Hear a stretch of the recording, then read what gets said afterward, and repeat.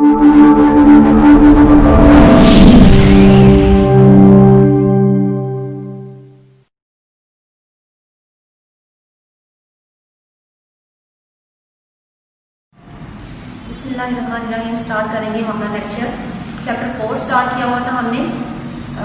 Chapter 4 में हमने पहले उसके बारे में स्टार्ट से मैग्निफिकेशन पावर के बारे में पढ़ा, रिजॉल्विंग पावर के बारे में पढ़ा। उसके बाद नेक्स्ट हमारा लेक्चर था जिसमें हमने माइक्रोस्कोप के बारे में पढ़ा। उसकी दो टाइप्स थी, लाइट माइक्रोस्कोप थी, इलेक्ट्रॉन माइक्रोस्कोप थी। नेक्स्ट हमने हिस्ट्री देखी थी सेल की। हमने ये उसके बारे में पढ़ा था कि जो सेल थ्योरी है वो कैसे बनी है, उसकी हिस्ट्री क्या है, कौन कौन से साइंटिस्ट थे जो अपने अपने दौर में आके उस पर काम करते रहे हैं और फिर उन्होंने सेल थ्योरी के पॉइंट्स कुछ हमें बताए। ठीक है, आज का जो हमारा लेक्चर है वो हम बात करेंगे सेल के बारे में, सेल के आउटर स्ट्रक्चर्स के बारे में। उसके अंदर जो ऑर्गेनेल्स मौजूद हैं वो हम देखेंगे, वन बाय वन हम उनको पढ़ते जाएंगे।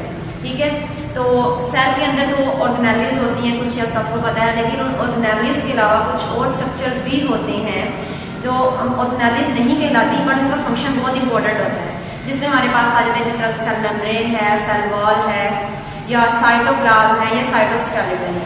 ठीक है, तो इनमें से जो आज हम सबसे पहले पढ़ने जा रहे हैं, हमारा जो टॉपिक है वो है सेल वॉल। सेल वॉल से क्या मुराद है, सेल वॉल क्या चीज़ है?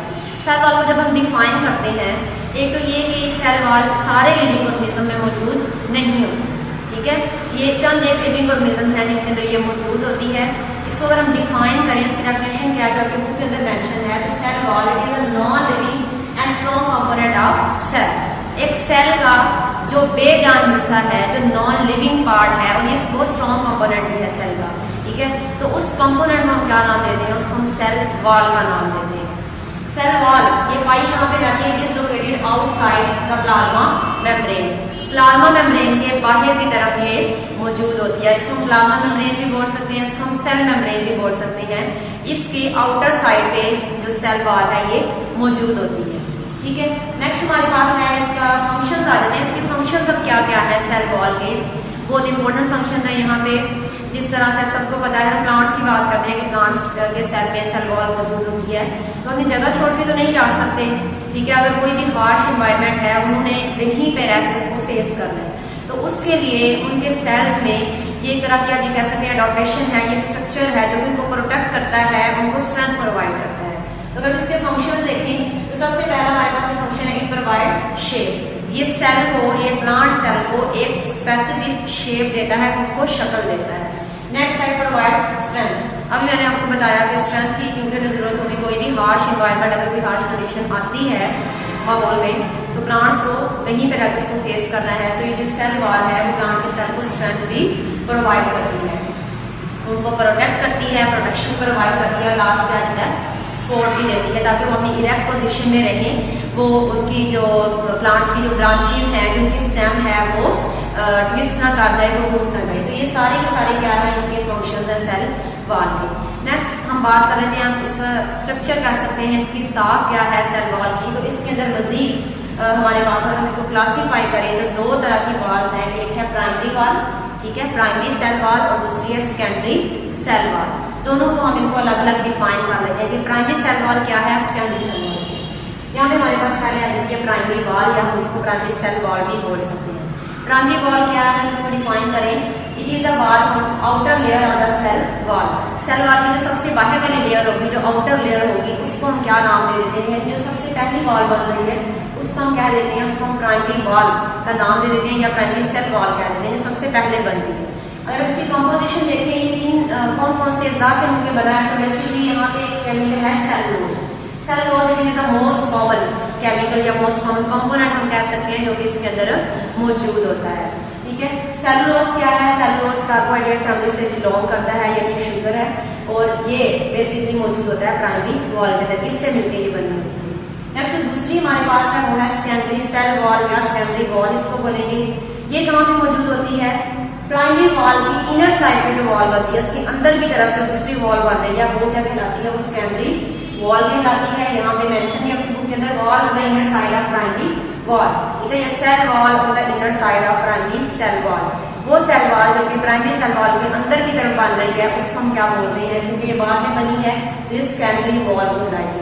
और यही ज्यादा थिक होती है, ये रिजिडिटी प्रोवाइड करती है प्लांट के सेल्स को, उनको सपोर्ट प्रोवाइड करती है, उनको स्ट्रेंथ प्रोवाइड करती है, क्योंकि ये ज्यादा थिक होती है, बहुत मोटी होती है। अगर इसकी कंपोजिशन की बात करते हैं, इसमें काफी सारे केमिकल्स होते हैं।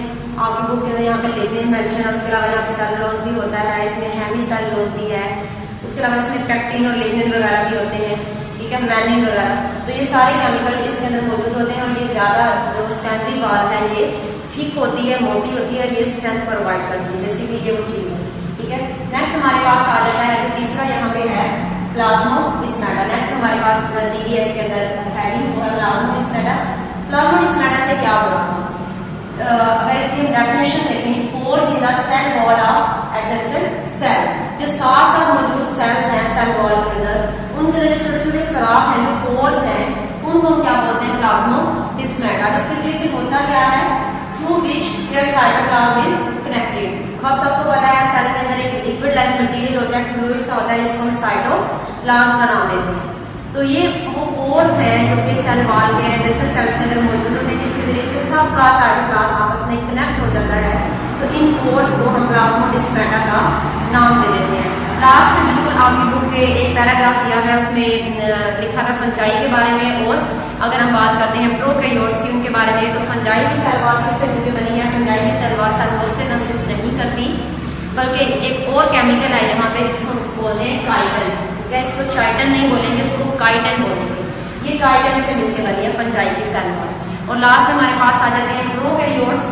प्रोकैरियोट्स क्या होते हैं? ये आपने पहले स्टार्ट में पढ़ा भी है। प्रोकैरियोट्स हमने चैप्टर 1 में भी पढ़ा, जब सेल के बारे में बात की थी, कि दो तरह के ऑर्गेनिजम्स होते हैं, प्रोकैरियोट्स और यूकैरियोट्स, ठीक है। तो प्रोकैरियोट्स कौन सी हैं? प्रोकैरियोट्स ऐसे ऑर्गेनिजम्स हैं या ऐसे सेल्स हैं जिनके अंदर प्रोमिनेंट न्यूक्लियस मौजूद नहीं होता। तो इनकी सेल वॉल की अगर बात करते हैं, वो किससे मिलकर बनी है? इनकी सेल वॉल, यहाँ पे स्पेशल टाइप का केमिकल है, इसको बोलते हैं पेप्टिडोग्लाइकन, ये उससे मिलकर बनी है। यानी जो प्लांट्स वगैरह हैं सारे, उनके अंदर, प्लांट्स के अंदर जो उनकी सेल वॉल है वो सेलुलोज पे कंसिस्ट करती है बेसिकली, क्योंकि वो मेजर कंपोनेंट है, उसके अंदर वो ज्यादा पाया जाता है। तो हम यही बोलते हैं कि जो प्लांट्स की सेल वॉल है वो सेलुलोज पे कंसिस्ट करती है। और अगर फंजाई का हमसे पूछा जाए तो फंजाई की सेल वॉल काइटन से मिलकर बनी है। और अगर लास्ट पे पूछा जाए हमसे प्रोकैरियोट्स का, तो प्रोकैरियोट्स की सेल वॉल एक डिफरेंट टाइप का केमिकल है जिसको पेप्टिडोग्लाइकन बोलते हैं, ये इससे मिलकर बनी है। तो यहाँ तक हमारी लेक्चर एंड होता है। नेक्स्ट हमारे पास टॉपिक है सेल मेम्ब्रेन, और नेक्स्ट लेक्चर